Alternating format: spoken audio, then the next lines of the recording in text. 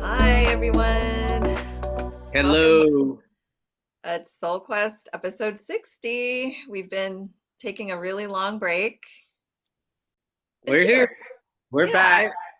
I missed having conversations with people. I didn't miss the editing and all that stuff. But um, here we are, and I'm super excited about the guest that we have on today. That is actually about a year ago I met her in January of 2024, and she was in the Cosmic Mastermind with me, and she's a psychic medium. She's amazing, very nourishing soul. Just like I love being around her and I love hearing her stories. So I wanted her to be the first one that we interviewed this year. And when we came For back, 20.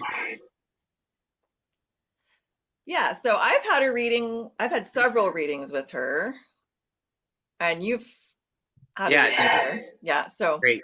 we've had experience with her, and it's just I've had her do psychic group readings at my house that have been just so heartwarming. She's actually coming back in January 13th for a third time at my house, and I am looking forward to what the universe will put together there. So, is this our first psychic medium on this show? I believe so. Yeah, You hear I don't think we've interviewed anyone else. I mean, we all have these skills in some set, but she's really got these skills, right?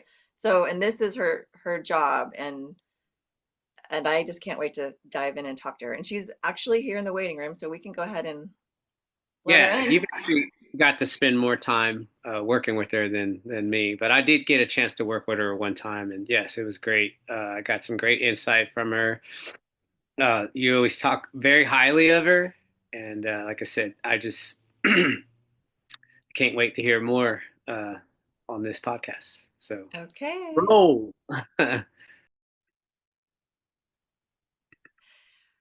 Hi, Nicole. Hello. Hi. Hey Nicole, how are you? I'm so good. Hi, Sharon and Cisco. Hi, welcome. We're so excited. And I just introduced you, and I told people that, I met you about a year ago, but I think my first reading was December of last year. Um, Yeah, Amazing. that feels about right. Yeah. Yeah. And you are a generator, 6-2 generator, a human design, an Aquarius sun. I can't remember what your rising sign is. Do you? Rising is Leo and moon is Cancer.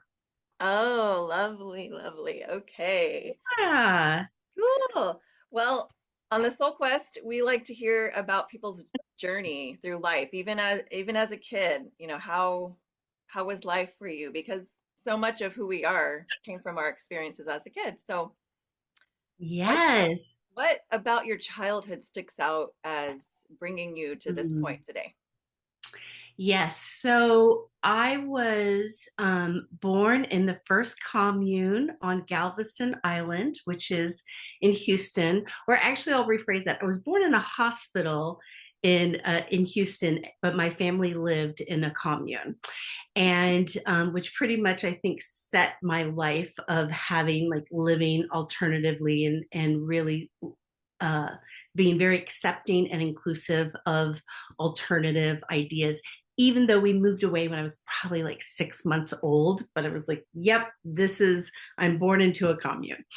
And then when I was 2 weeks old, my dad was arrested for selling drugs through the US mail. And we laughed about it years later. We're like, Dad, don't sell drugs to the US mail because that's a federal crime. Wow. You hand the drugs to the person. Now, my dad was so law abiding, but when they pick in his life in general, but in that moment, he was having a mental health break. And so when they picked him up, they actually realized that he needed to go into a mental hospital, not in jail. So I was 2 weeks old. So this slung us into poverty because my mom had a high school education, 3 children, 24 years old, no husband. So the first time my dad was in a mental hospital, I think he was there 2 years. He came out for a little bit, he went back in. So I didn't really meet my dad until I was a smidge older. And he had been an alcoholic and drug addict. And later on, after much therapy he went through, working really, really hard, by the time he passed away, he had been sober 34 years. He worked the program, thank goodness. But my early childhood very much framed my life, in that when I did go see my dad, which was so rare when I was young, but when I did, what I didn't realize what was happening was I was telepathic and I could hear my dad's thoughts, and I was very much connected with his emotional state. If my dad knew that I could hear his thoughts, he probably would have tried to curb his thoughts around me. But we had no concept that that was even possible. So I'm hearing the thoughts of someone who is paranoid, who is severe depression, who's bipolar, who grandiose personality, who's a lot of things, and I'm feeling the feelings. So I would go visit him, and then I would go back home to my mom, and I feel like I had been in a battle. I felt like I had been like cracked open, exposed, raw, violated, and I had no wording for this, none. The first time I saw a spirit, I was 3 years old, and and it was really scary for me because it was not a good spirit. Like when I was young, when I was little, I was like, bad, bad, bad. I had no words for what it was. It was associated with alcoholism. Later on, I saw really incredible spirits. Like when I was 8 years old, I had a pivotal time where I saw a spirit who then later on, like 50 years later, I met again, or 45 years later, I met again. And meeting him when I was 8 years old was so important, knowing that my whole life shifted in second grade, 8 years old, of being able to connect with loving beings. But before that, what I saw when I go visit my dad was entities. What I saw was really scary things, potentially even scary for an adult, but I am a wee one at that time. So this was really important process for me, because one of the things was, as I grew up and I would be in overwhelm, I'd be receiving so much information psychically, intuitively. I'm hearing people's feelings. I'm hearing thoughts. I'm feeling sensations in my body. I'm getting information. I'm in overwhelm. I would be in fetal position once again on the bed. And then slowly, ever so slowly in my 20s, I started learning how to block those things out, started learning how to put protection and boundaries around me, and started learning how to clear things out of me. And so my relationship with my father was really, really important in a lot of different ways. Don't recommend going that trauma road that I did, and yet I learned so much from it. This is the ideal. We all have struggles. We all have some very, very intense challenges in our life. And ideally, we learn and grow from them. And I'm grateful that I did. Meanwhile, when I go to my mom was in total work mode because we lived in utter poverty. And I give the example of, we were so poor that one Christmas, the only thing she could afford to give me and my two siblings was one Slinky. And that was it. That was our entire Christmas. We had no Christmas tree. We had no Christmas meal, anything. We had a Slinky, and that was our Christmas. Wow. One thing about both my parents, and it took me a long time to realize it, because I'm like, I didn't get the nurturing I needed. I didn't get the cuddles. I didn't get the bedtime story. We only owned 2 books, The Giving Tree and The Littlest Angel. Those were the 2 books. The Giving Tree is codependent. Like that was not speaking to me. Those are the only 2 books I had in my childhood. And like, I didn't get this, I didn't get that. You know, when you go through that really important phase of the seeing like what you didn't get, and then I worked through the victim role, and then I was like, oh wait, what did I get? And I always knew my parents loved me. Always. I've met so many people that are like, I don't know if my parents actually loved me, or they may not have that wording, but I always know that my parents love me and show up. And now that my dad has crossed over, he came into one of my sessions a couple of days ago. He comes in. If he comes in and I have not asked him to come in, I know the person I'm working with is working through alcoholism, drug addiction, or mental health issues. So just by my dad's presence, I'm like, thanks, Dad, for the heads up. He always comes right here. So I know, and I will ask them. So I'm like, hey, when my dad comes in, there's usually one of these. Is some of this going on with you right now? And is there a way I can support you? And they're like, yes, I'm like, going through mental health or alcoholism or whatever it might be. And so Dad's really helpful.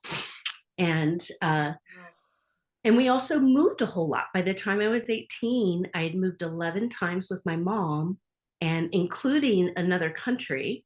And then with my dad, when I'd go see him, he also moved a whole lot, he and my stepmom.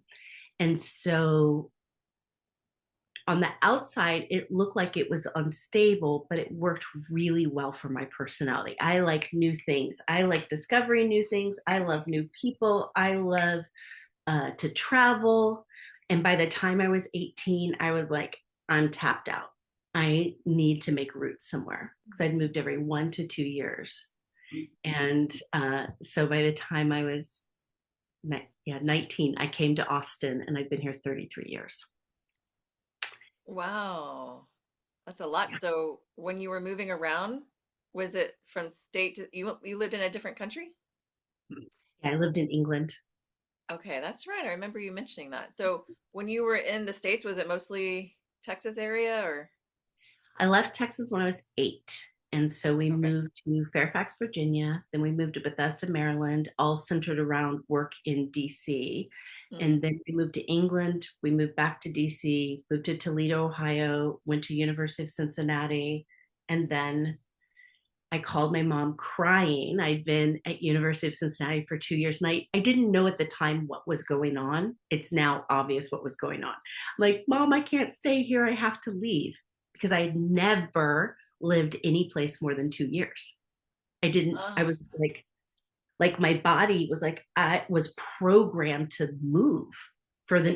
it wasn't even programmed to leave. It was programmed to move forward. So I easily transitioned to the next. Like if you called me 10 minutes ago and said, hey, Nicole, can you hop on this podcast? I'm like, yep, I got that.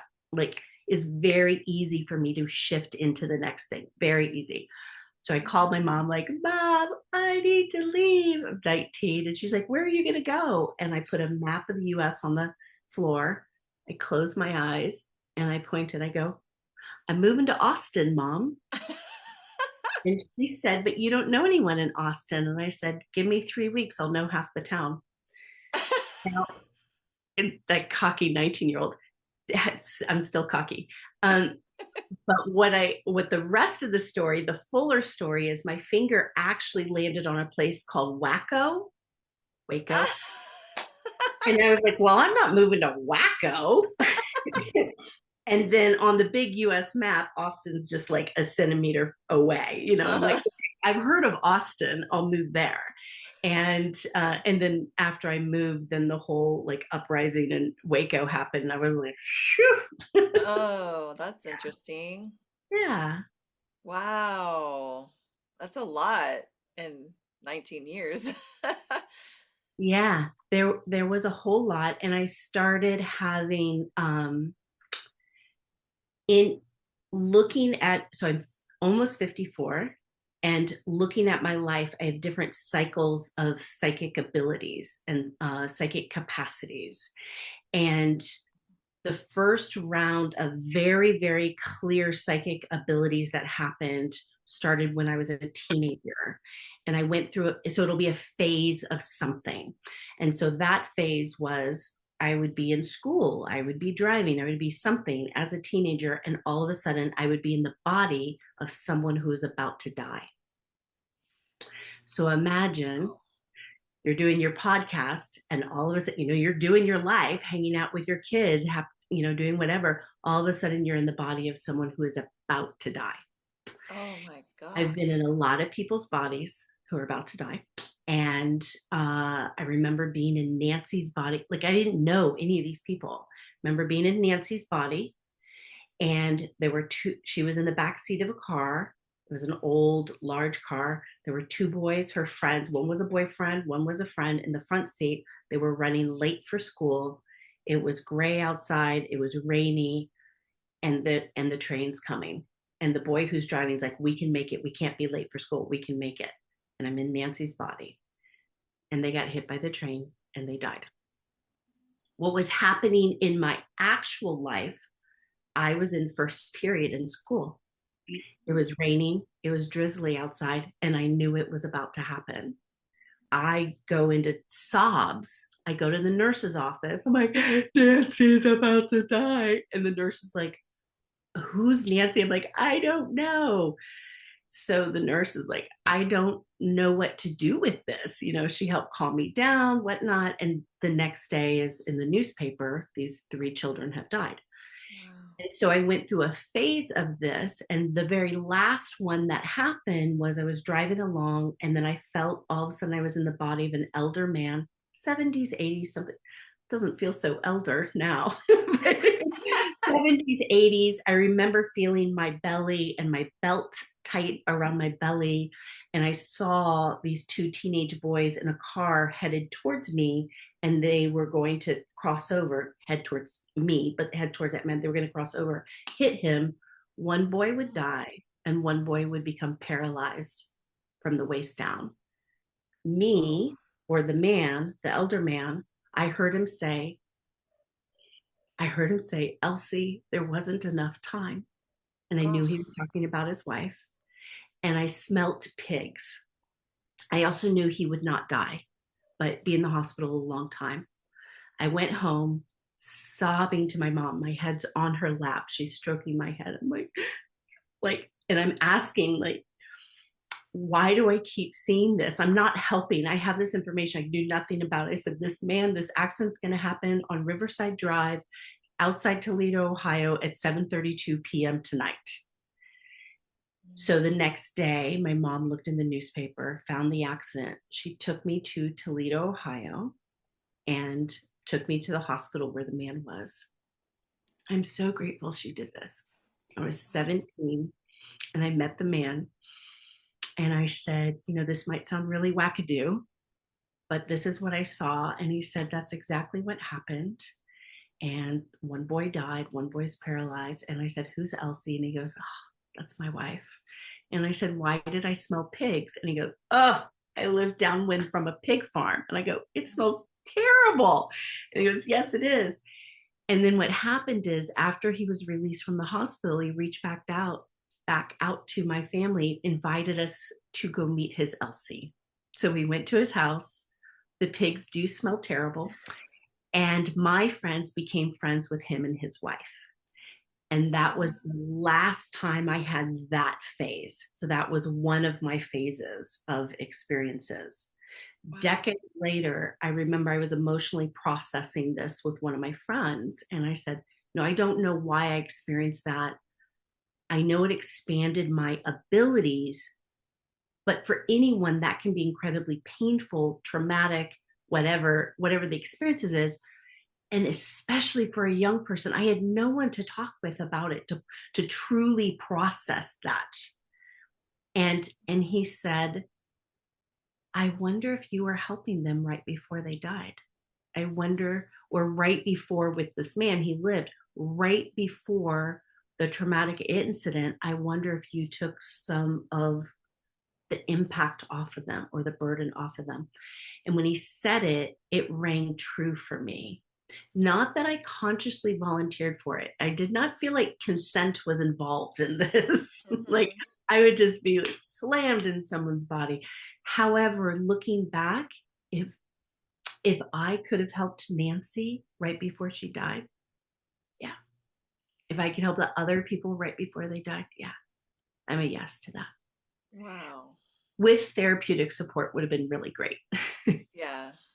Yeah. Wow. So your mom took you to the so what did your mom think about you having these experiences? Just- My mom is my cheerleader and always has been. So it truly doesn't, in a way, it almost didn't matter what I would say about almost anything. She'd be like, "You're doing great, honey. I love you so much. You're the best Nicole there is out there," which is awesome. She's a cheerleader. Now, if I want to go and get some solid advice or for someone to say, "Hey, you're really messing up right now, Nicole," my mom's not the person for that. My mom is, "I love you no matter what." So if I say, "Hey, mom, I just worked with a portal to close it down because some entities were coming through, and then I helped build up a grid line," she'd be like, "Awesome, Nicole. I don't know what those words mean, but I know," I'm serious. She'd be like, "I know that you are just doing the best you can, and the world is better off because of you." Oh, that's so It's like cute. classic my mom. "I don't know what the words are that just came out of your mouth, but I am so proud of you." And so it really wouldn't matter. I mean, if I killed someone, it would matter, but almost like whatever my experience is, she just loves me so much. And I tell her, I'm like, "Mom, one of these days I'm just gonna buy you a cheerleading outfit." It's just, she's 79, works out twice a day. I'm like, "You'd look great in a cheerleader." Yeah. That's Yeah. That's amazing. So I awesome. went through different cycles throughout my life, and every cycle or every phase helped expand my capacities. And one cycle really, really helped me um, understand a whole lot. And I call it the years of the white pages. Do you remember the white pages, the phone book? Yes. Yes. So I had my second child. I was going to college full time. I owned and operated a preschool. I was nursing my second baby. She's in the bed with us. And spirits 2 to 3 nights a week would come shake my big toe to shake me awake every time it's a different spirit, and would say, "Hi, I need you to reach out to my husband. I have a message for him." And it got to the point where, my eyes are closed, babe on breast. I get the piece of paper. I'm like trying to stay asleep. Have the paper. And she's like, "Okay, the message. Okay." And I put the pad of paper back. And in the morning, I see the person's name. I see the message. I look them up in the white pages. "Hi, you don't know me. My name is Nicole Parrish. I had a dream about you last night. Would you like to hear it?" That was it. I don't know how many people have heard that little thing from me. And they would go, "Why, yes." So it wasn't actually a dream. But I would say it was a dream because it was the best way I could say it at that time. And so I was like, "Well, your grandmother came, or your dad came, or your whatever came and gave you the message." And I remember one woman, I was like, "She's going to think I'm crazy." I said, "Hi, so I had a dream about you. Da, da, da.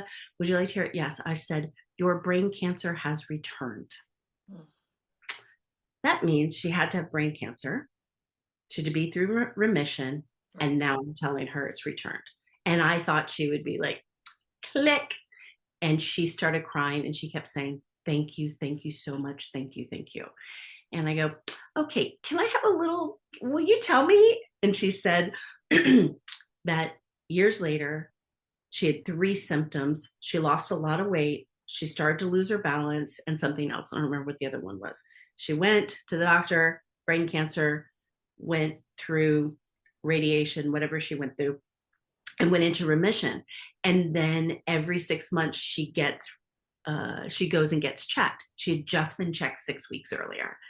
And they said, "Oh, it's totally fine." Well, in that 6 weeks, she started losing a lot of weight, started losing balance again, and something else. She called the doctor saying, "I need to be rechecked." And they said, "Insurance only pays for twice a year." The thing with her kind of cancer is it it's very rapid growing. If she waited the full 6 months, it could have been a death sentence. And she said because she got that phone call, she was going to call the insurance company and pay, or call the doctor and pay for the test herself out of pocket. Yeah. And so that happened for about 2 to 3 years, where spirits would make me up 2 to 3 times a night. And I was very sleep deprived. Again, worked full time, owned, operated a preschool, had babies, exhausted. And that was the big moment that I realized just because I'm receiving information, I'm still in charge of what I'm receiving. So I called my very first business meeting ever. And I said, all the spirits who work with me, business meeting now, come now. And so I set some ground rules. Spirits are only allowed to come to me during business hours. Do not wake me up. Do not. It is not acceptable anymore. I do not want to hear it. I want my sleep. And now there are exceptions that sometimes some information I can only receive at night, but it's extremely rare. Now, if I'm laying in bed, I can receive it, but I don't want to be woken up. And most of the time, I don't want it in bed either. Like even though I do a lot of journeying in bed, meeting new spirits, I want the sun. Oh, business hours for me is the sun is out. That's what business hours is for me. Things are so much brighter, more positive, more when the sun is out. That makes sense. Wow, that's Mhm. smart. Yeah, yeah. Wow. So we're Cisco, if you have a question. I I have a mean, question. yeah, well, like, I just, your stories kind of remind me of maybe 10, 15 years ago. Like, do you remember that show, Ghost Whisperer? I Have you knew ever you were seen gonna You know the have you ever ghost whisperer I with what's her name? Was it That with a makes woman with blonde hair? No, she was a brunette, but it's I don't know. what's the girl's name again, Cisco? Jennifer Love Hewitt. Yeah, She Jennifer I've Love. heard of it, but I didn't watch it. Yeah, I was gonna ask, because in that show she gets, me like ghosts, spirits come and visit her through the day, and they want her to help them.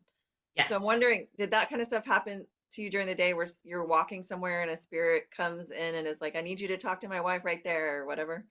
Yes, that still happens. Yes. In general, because of my childhood and I come from a place of feeling so energetically violated. That was like my childhood baseline. Now that has shifted how I see it, but because I kept getting so much information and an overwhelm, and I wasn't a yes to it, and a lot of it was really inappropriate for a child to see or hear. But because of that, I have really strong energetic boundaries that in general, unless someone's getting a psychic session with me, or I'm doing, like, Sharon and I might be hanging out, and because you and I are friends, and I think this has probably happened, I'll get a little information. I'm great with that. I'll go, Sharon, would you like to hear what I'm perceiving right now, or what I think that I'm hearing right now? I'm great with that. But when I go into the grocery store, it used to be that I would see someone's grandfather or I would see someone's whatever. But in general, I'm a no to it. And because there's a lot of information out there, a lot. Hmm. And I have a life to live. And however, I also have a basic intention that if it is beneficial for that person or that spirit, and it's beneficial for me, that I'm a yes to it in the right timing and right amounts. It's like someone who's a doctor or someone who's an accountant. Just because tons of people around them have tax questions, just because they have that ability does not mean that they have to be a yes to every person asking them a tax question. It it's too much. So I get to Yeah. have my boundaries about it. Yeah, that definitely makes sense. You're right. But there, there is, I can see there being people thinking, like a lot of people and think that if you have these gifts, you should be giving them freely. but they forget that you are a person and you're living your own life. And yeah, you can't be there for every ghost, every spirit, Yeah. Yeah. or So every my human. my stepmom is a doctor, and I've been in many events with her where someone will come up, oh, hi, Dr. Parrish, and they'll say, hey, I have a little thing on my, or my back, and she goes, great, I don't actually have on my doctor's hat right now, but you're welcome to make an appointment. I'm Good like, for her. thank you for that modeling. We're in charge of when we're a yes and when we're a no. And sometimes I'm depleted, or sometimes I'm super focused and excited to hang out with my kids, or sometimes I'm whatever. This is not an open door. And also, these are abilities and capacities that I have grown over the years. And so I get to say when I'm available to use them. And I do get excited when the spontaneous, like, oh, someone's grandma just came in, and I get really, really excited. And I want to talk with her and I want to pass on that message.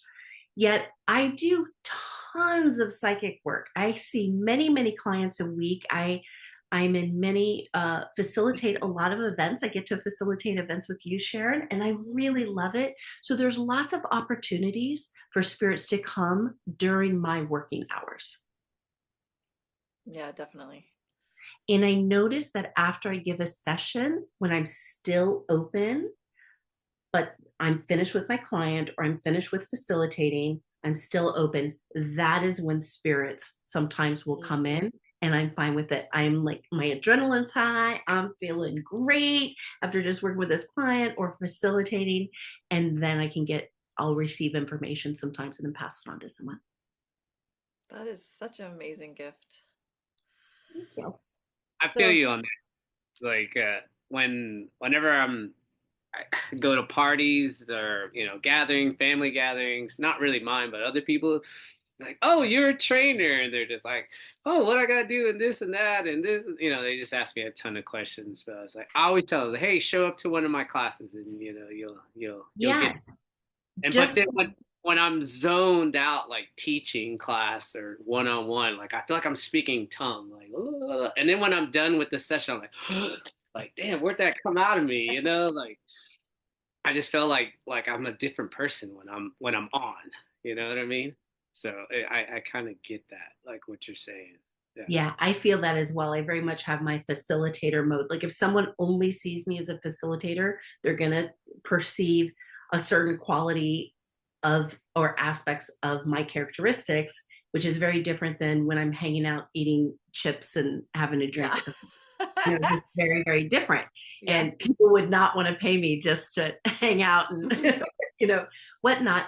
But it's true. Like when people come and ask you, Cisco, about information, just because you have the information doesn't mean that you have to be open and available to give them that information at any time. I mean, that's pretty absurd. Yeah. And it sounds like you have a natural ability with how bodies work, how to work with bodies to get them to the next stage. And then you've increased that knowledge and abilities with that.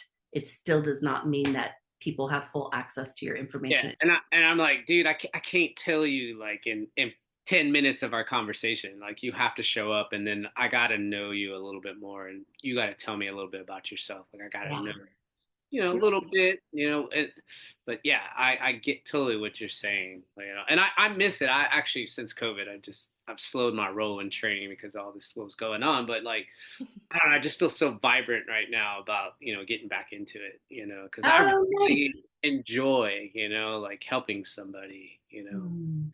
it comes to stuff like that. So, Feeling being of service. It feels so good. yeah. And I remember you saying when you left my house at the last group reading, you said, I cannot not do this. Like this feeds my soul. And I see that when you work, that Mm-hmm. it's totally feeding your soul and how you get so emotional with people's readings. It's Mm-hmm. just very heartwarming and you're just so authentic with Mm. it, which makes it super special and very nourishing. You have this nourishing energy about you when you do readings. So it feels like just being in your presence is like a healing. Aw, thank you very much. So, It, is Go ahead. there any memorable readings that you've had recently that you could share with us? There's always memorable read. People are so interesting. I find them so fascinating. Um, so I will say, do you want me to tell you the Mother Teresa one? Yeah, that Or would be great. Yeah. I just shared this with Sharon. We went on a New Year's Day walk, and it happened like 2 days earlier.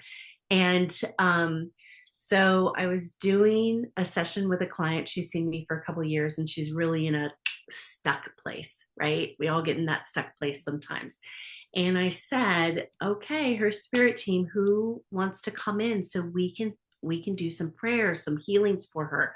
Now, I don't think of myself having the ability to heal someone. I think of myself as orchestrating, like, hey, you come in and do this, you come do this, or you come do something that's so above my pay grade. I don't even know, spirit, what you're doing, but I'm inviting. That's often what it is. Like, I don't know what you're doing, but I'm inviting you in. And because a lot of times spirits and helpers can help assist us with so many things, but they need to be asked because there's a free will thing. They can't do stuff to us or for us unless we ask. So I've gotten the habit of asking a lot, like, help me with this, and I can feel it. So I said, so someone on her team who would like to come in and do some prayers or healings or whatever the wording was for my client. And then Mother Teresa comes in. I'm like, this is cool. And but I had that momentary doubt, like, this probably isn't Mother. I'm probably reading that wrong, even though she's telling me it's her. It looks like her, all that stuff, but I'm doubting myself. Totally fine to doubt oneself. And I asked her, and I said, do you have any connection with Mother Teresa? And she goes, I do. When I was 16, I told my dad I wanted to go to the orphanage and work with Mother Teresa. And he said, no. She's 16. She's a family of 5. He's like, I'm not taking my one child to India. And she said, so it was years later, she went to the orphanage in Calcutta, and Mother Teresa had already crossed over, but she's just been a very important person in my client's life. And then after the session, she sent me all these photos of the orphanage. And so I said, well, she wants to do some prayers for you. And she was like, yep, absolutely. And so it was beautiful feeling Mother Teresa's energy coming in towards her. And then Mother Teresa told me, she said that she prays often to Saint Thomas. And I said, oh, that's interesting. So I Googled. I love when spirits tell me something that then I get to fact check on Google. I'm so appreciative of that. So I Googled, and it turns out Mother Teresa prayed often to St. Thomas of Aquinas, if that's how to pronounce it, and that she based a lot of her work off of him. And so that was just a nice validation that it was Mother Teresa. And so she came in. But lately, I would say this last 6 months, I've had a lot of saints come in. So that's new for me. I've worked with most people I work with are people like us after we've crossed over, just regular people who I can just totally adore and get very excited about. And as far as the famous people, I meet some, but most everyone's just run of the mill people, right? And but the last 6 months, a lot of saints have come in. And I remember one woman, she was here, and she was Australian or something. She was Australian. And I said, oh, Saint Bridget is here. Does this ring a bell? And she goes, yes, Saint Bridget. I asked her to be here. I was like, oh, okay. She's like, that's the saint I'm connected to. And but then Saint Bridget corrected me because I said her name incorrectly. And then my client was like, yeah, you are not saying her name. It's like I don't know how to say it.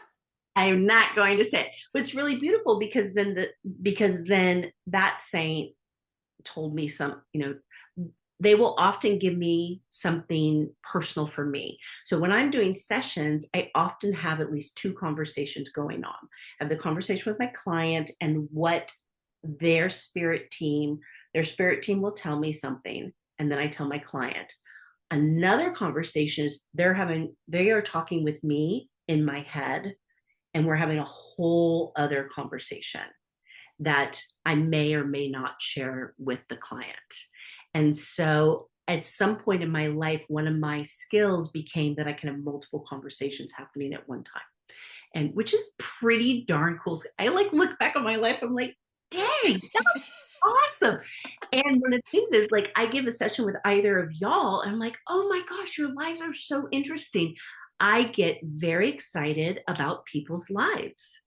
Very excited. You give me like anyone, and I can see the beauty within them. I mean, in general, but Yeah. the beauty within them, their life path, their challenges, their fuck ups, excuse my language, their whatever. I'm like, yes, it just feels really juicy to me, really juicy. And I get to work with children and people with special needs and foreign languages, and I've had translators and people all over the world, and I just get very excited. That's Get very amazing. excited. You Yes. know, Yeah, that's why Sharon and I do this because like we want to hear those kind of stories. I find it very interesting and intriguing. I was like, dude, this is so yeah. cool.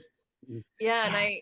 I think, us sitting here for 30, 45 minutes talking, I bet in a session that you have with someone, you're getting so much more information going on than you could have in a 45-minute conversation with somebody like in human time, right? Like, Yeah. So if I'm giving a session with you, Sharon, that was really observant of you to say this. If I'm giving a session with you, we're talking, we're seeing each other. And if we were physically present, we might be feeling each other, give a hug, hold hands, whatever it might be. And then what's also happening is I'm seeing your spirits with my third eye. I'm hearing them with my third ear. I am feeling the emotions that they're letting me feel, or the emotions of your higher self. I am feeling physical sensations in my body. I'm smelling messages. I'm tasting messages. I'm seeing clips of different parts of your life or other lifetimes. I'm also doing all of that with, say, your grandmother's come in and she's letting me feel parts of her life and experience part of her life. So it's very, very multifaceted. And it used to be that I could give one session in a day. Like it was just because it's holding a whole lot. And then at some point, it's actually learning to let it just flow through me. Sharon's heard me say this a bazillion times. I don't remember what happens in sessions, because if I held on to all the information, I would be like a balloon and I'm guessing I would burst. yeah. Now, way down in my spirit evolution, I will be able to remember all that. But at this point, that's actually not beneficial for me to remember. Hence, I have a stack of journals and books of I take notes on everyone's Mm. session so I can look back on the notes, because I will not remember all those things. Yeah, that's a lot. So, do you have sessions with yourself ever? Like, are you able to sit and Not to just be go. like, Spirit, what do you have to tell me today? I do. So before I gave sessions to gave sessions with other people, um, there was a lot of talking with my spirit guides, yet I didn't at that time know the tricks of the trade, so to speak. There are a lot easier ways to get messages than what I did in the beginning.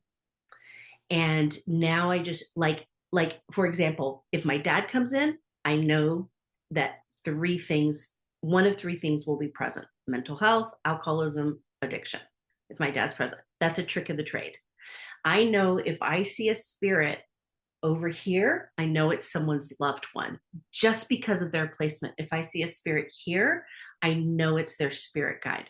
If I see a spirit right here, I know it's an angel just because of their. If I see an angel blowing a trumpet, for me, that represents that a baby is about to be born. If I see a trumpet with a banner, it's a celebration, such as a high school or college graduation. So having those things are very, very helpful. And it's just like a fast, easy way to get instant information just of how things are placed around me. So when I was young and I would talk with spirit guides, one, I didn't even know it was my spirit guides. I am talking to for me, I went through this phase where I would say I was talking to the universe. And so that's what spoke to me. Then another phase, I'm talking to God. Another phase, I'm talking to source or the divine. The wording was really important to me. And so, but now giving myself a session, absolutely. And I give myself a session differently than I give my clients a session. And anyone who many people might feel this, that if they're working on getting intuitive information, that it's easier to get intuitive information about someone else versus yourself. And so one of the things I do is if I have a really significant thing I want information about, I'm having a hard time, I have 5 different people I will reach out to. And I say, will you hop on FaceTime or Zoom with me right now? And so they'll be like, yep, they know the drill. I'm looking in their eyes and I call on my spirit team and their spirit team. And they're just sitting there. They're not saying anything. Wow. And because I'm connecting with someone else, everything's amplified. So it's easier for me to read. And so then I will have my list of questions, spirit guides, blah, blah, blah, whatever it is. Is it for my highest and best to let this client go? There's a big emotional charge over here, let this, or is it for my highest and best to move or whatever it might be? And because I'm connecting with one of my friends and amplifying the situation, I can get the information easier. Wow, that just made me have a ding ding light bulb go off in my head because I was thinking about how Tiana and I started the Cosmic Mastermind was because how she would feel this certain energy when we were together and I would feel something from her. She would get energy to like have endurance to finish something. I would get energy just inspiration. And so we were thinking, oh, it's our, based on our human design and what we're missing and what we're sharing or whatever. Of course, that's part of it, but also just like you said, amplifying the intentional energy between us and just whoever. Like there's certain people that are like I told you when I was having a session with not a session but a meeting with Amy, and all of a sudden it just was like so clear what I had to do, all of a sudden, and I couldn't have gotten there if I wasn't meeting with her. So that's really interesting. Absolutely. We are individuals and we are all connected. It's that interesting yin yang. It's that interesting, right? So you and Cisco being together in partnership, you amplify each other in certain ways. And when Cisco's not there, or when Cisco is there, some things are easier for you because of his energetic presence. Yeah, she just gives me a list of things to do. Hey, do this, do that, do that. I do. That's true. Yes, yeah. So I will do sessions with my guides, and but in general, my guides will just tell me we talk a lot during the day. And for example, I might have told you this, Sharon, but I do a lot of work in coffee shops. Yeah. I feed off the energy of the people. I just breathe it in. People are around. I breathe in that energy. I'm like, I can be in a coffee shop for 7 hours, 4 hours, 7 hours, whatever, and get so much work done. If I'm at home, I'm like, back. It's so much harder for me. So I go to a coffee shop. So one of the things that I've done for a while is I will ask my spirit guides what coffee shop to go to. And I'm in Austin. There's a bazillion coffee shops. And sometimes they'll say, it doesn't matter, just go to a coffee shop. Other times, and it's very common for them to say, go to such and such coffee shop. And so one of those times, I was like, man, I haven't been to that coffee shop in a year. Where is that? I Google it. I'm like, that's 30 minutes away. I'm going to pass 20 coffee shops to get to that one. And my main spirit guide, who I call Sun, like sun in the sky, I'm like, Sun, I'm going to pass 20 coffee shops. And he says, go there. There's someone there you're going to meet. So I go there and I met a lovely person there. And so it was very, very nice. I just walked right in. I'm like, boop, there he was. And he Wow. started, and I was like, I'm not going to talk with him because I have work to do. And he started a conversation with me. I was like, okay, all right, here it is. And so, and then the other day, Son directed me to another coffee shop that I haven't been to in a long time. And these two guys started talking, and they're new in town.